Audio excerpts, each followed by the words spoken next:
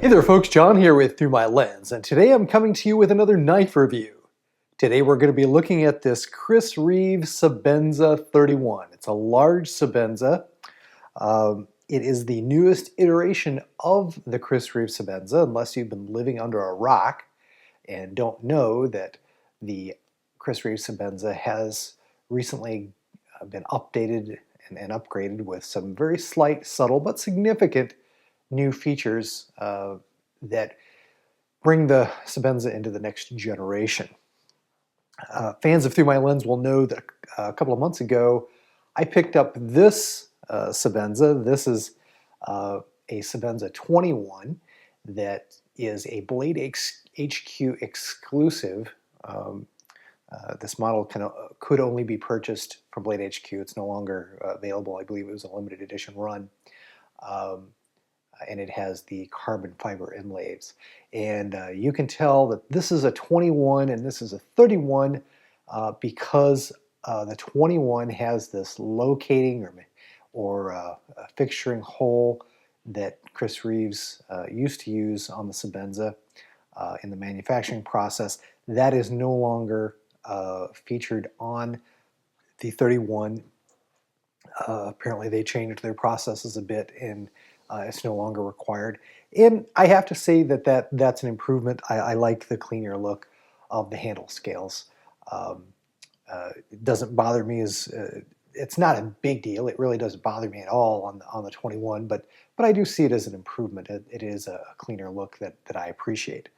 I'll probably be making more comparisons, but for now I'll put this 21 off to the side. What I will say is that I am a little bit surprised that, I find myself with a plain Sebenza. And I say it's a plain because this doesn't have any inlays. It's simply two titanium slabs. This is considered your, if you will, your entry-level large Sebenza. There are millions of these around. Guys, EDC, it's probably one of the best, most popular high-end EDC knives around. It's got the blue ano thumb stud here. You can see that I don't have the lanyard in it, but the blue ano lanyard pin is in there. And this is just really an iconic knife and one that anybody who collects knives is pretty familiar with. I have owned several Sebenzas in the past, but it's been a few years since I've had one in my collection. Again, I just picked up the 21 that I showed you before a couple of months ago because I do really respect the company Chris Reeves. I like them as a company. I like how they operate as a company. And I did want to have a Sebenza in my collection. And having had some, I've had a plain 21 before. I've had one that had been customized a bit with polished handle scales in the past. They've never stayed in my collection for whatever reason. I've always kind of said I just kind of get bored with the plain look. I'll talk about a little bit more about that in a minute.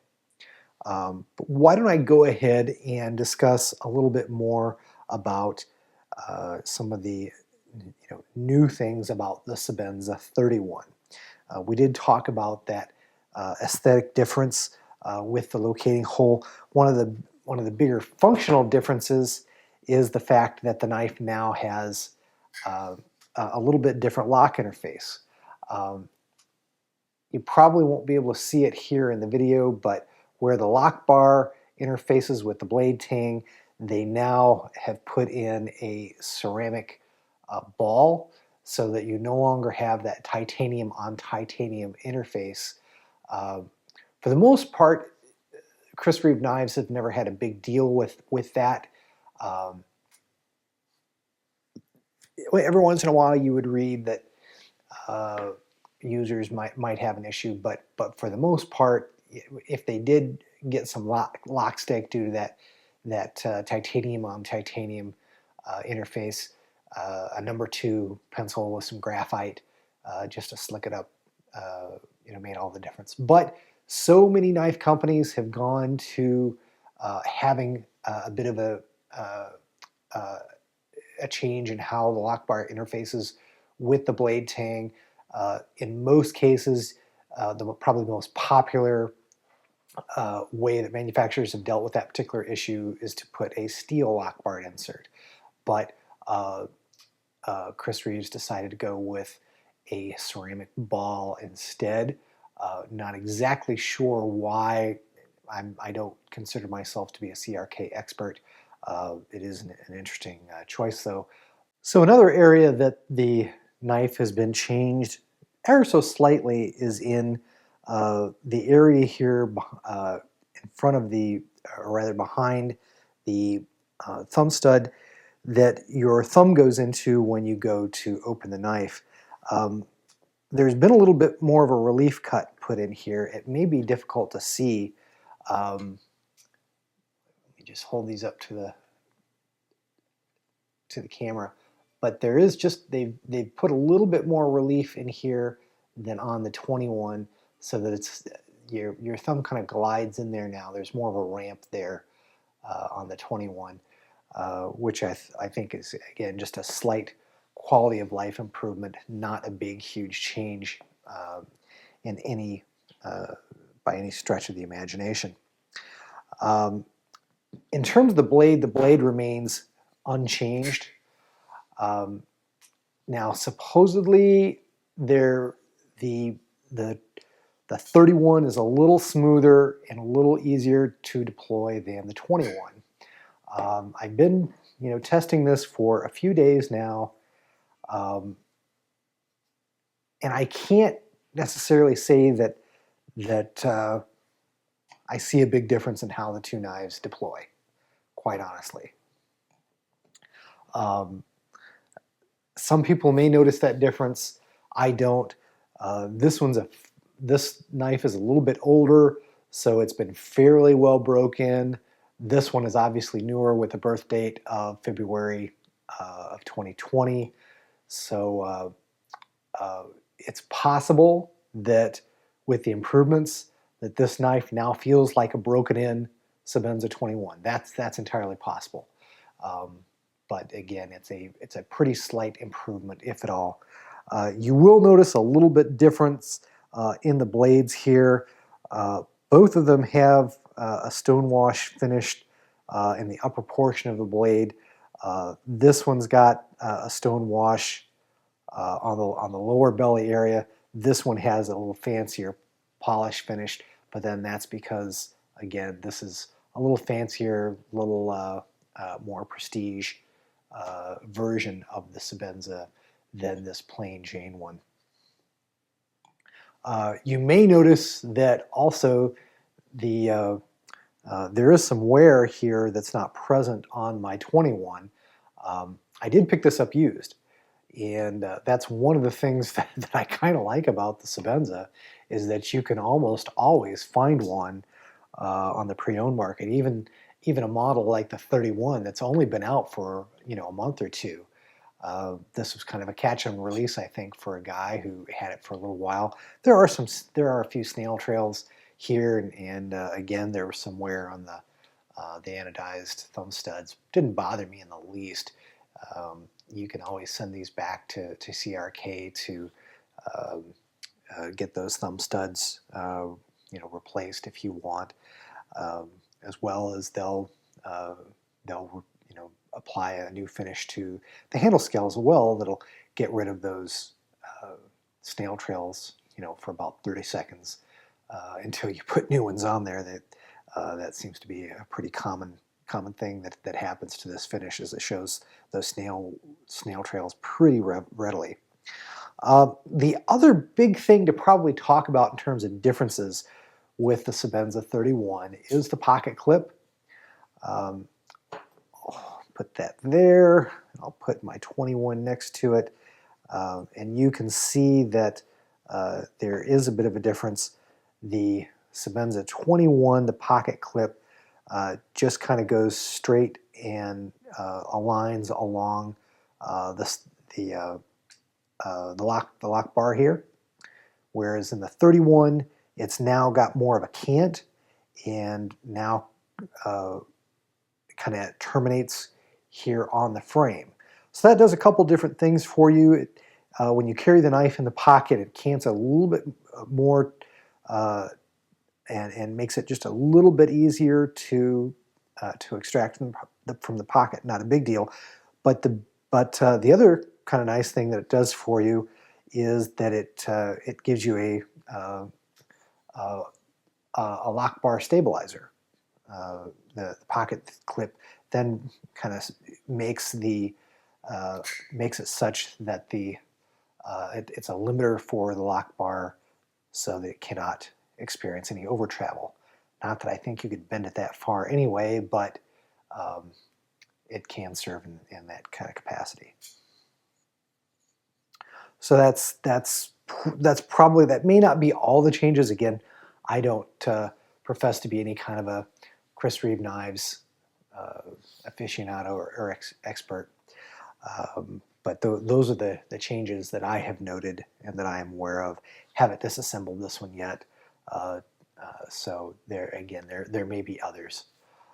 You know, I like this. I like this knife. There's a lot to like about the Sebenza. Obviously, in terms of high-end knives, this really is the king. There is no better, more well-known knife than the Sebenza. It's just absolutely phenomenal. I place this squarely in the camp of being an EDC knife. This is a do-everything knife. You know, this is a box and package opener. This is a string cutter. This is a food prep knife. It really is fantastic. There's nothing that this knife can't do for you that you would want a knife to do.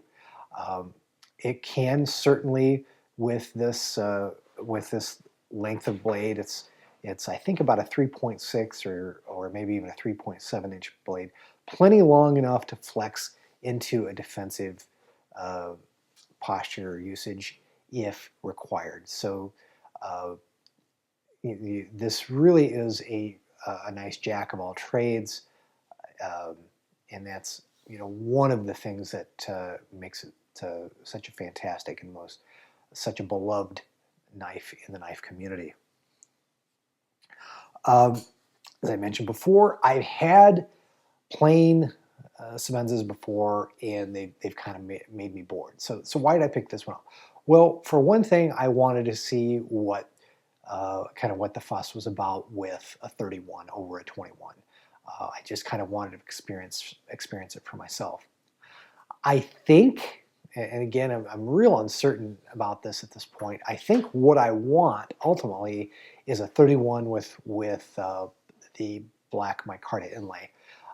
What's interesting is that for the new Sebenzas that have the micarta inlays, they're going to be different than they are with the 21, in that as you can see with my 21 here, they do the 2 rows of the inlays, whether those be wood or micarta or carbon fiber like on this knife. In the 31s, it's going to be a single unit that covers a little bit more surface area on the knife. And that's attractive to me for a couple of reasons. One, the inlays do a really nice job of protecting that finish. My OCD is such that when the knife starts picking up a lot of those snail trails, heck, even one, it bugs me. A lot of people it doesn't. A lot of people say that gives the knife character. Hey, understand, my brain just works a little differently in that regard. The snail trails do bug me, or at least have in the past. Maybe I've changed in this regard. I don't know. So I do like having an inlay to better protect the knife when you set the knife down, or you know, even when it's in your pocket. This surface here makes it stand off of whatever surface is against it, just enough to keep things from rubbing up against that handle scale and, you know, again, creating snail trails. So I do like that. I do find the inlays to be attractive, and provide some visual interest that wouldn't be there otherwise from the plain Jane model. So that's a bonus. Um, yeah, I thought, hey, let me get this 31, a plain Jane. Let me try it out. Maybe I'll carry it a little bit, and then I'll just wait for a micarta 31 to show up. In the usual places where these things do tend to show up, and hopefully, I can just pick up one pre-owned and save a couple of bucks. This will kind of be a placeholder for the micarta one, and I can experience in the meantime a 31.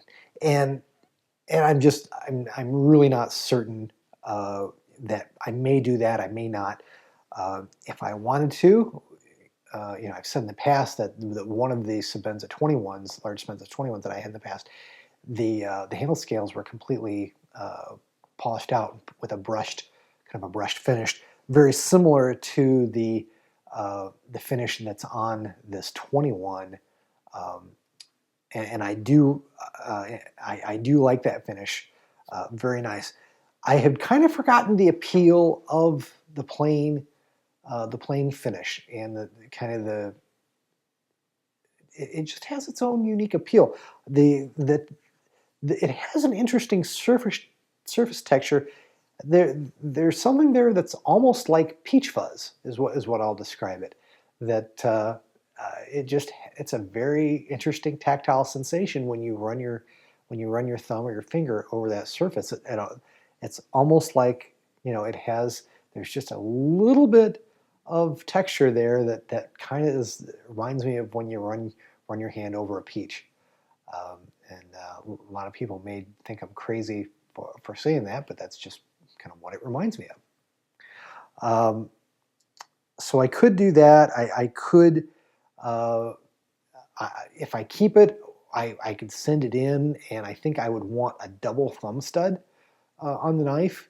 That way, it just gives it a little bit more of utility for me. Sometimes I carry a knife in my left-hand pocket, or clip it to my left-hand pocket if I'm carrying a firearm on my right, and it would be nice to be able to grab it and deploy it. Right now, you don't really have that option because there is no left thumb stud. There's really no good way to deploy this one-handed with your left hand.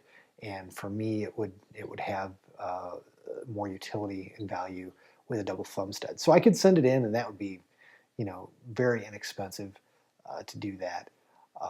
So that's one possibility that I could do. I don't know. I'm still very undecided. All I can say right now is that I do like the knife, and I think it's. I'm liking it more than I thought I would. I'll put it to you that way. So I still think I do want one with a micarta inlay. Whether this one will get sold, if one comes up, I don't know. I'm going to carry it a little bit, for a few more weeks, and just see what happens after the honeymoon kind of fades, and see if I really do like carrying it on a day-to-day basis. But I will say, kind of in concluding comments, that if you are a Sebenza fan, I think there is nothing here that really should make you not like the knife. There is a segment, a corner of CRK fans that I think really don't like the ceramic blade interface here, and a lot of folks keep in mind that this is a feature that is not new. Chris Reeve's Knives has had this kind of a feature in the M-Nums on before. I think they had it in the 25s. And I think that as a company, they are well satisfied that having that ceramic interface as opposed to titanium on titanium is a good thing. It doesn't detract in any way, shape, or form from the stability or the integrity of the lockup. A lot of people think that they can detect if there's enough downward force. I believe that they can perceive what they think is lock rock. Boy, I sure don't. That feels every bit as solid as my 21. But I have no concerns with that particular change from the 21. It's an icon. It's the Sebenza. What else can you say about it? It may well be the best EDC knife that has ever been made. Really, that's what else can you say about the Chris Reeve Sebenza? Well, there you have it, folks. There is my review of the Chris Reeve Sebenza 31. Please like and share this video. Please subscribe to the channel. I have lots of knife and gun reviews and all kinds of different stuff that guys enjoy on this channel. So stick around and see what's coming around the corner, and check out the playlists of the past videos. Hope you've enjoyed this video. Take care. God bless. We'll see you in the next one. I hope you've enjoyed this production from the Through My Lens YouTube channel. If you did, please click on the like button and do share the video on social media. If you'd like to see more content like it, please do subscribe to the channel, follow me on Instagram and Facebook, and do check out Through My Lens at www.throughmylens.org.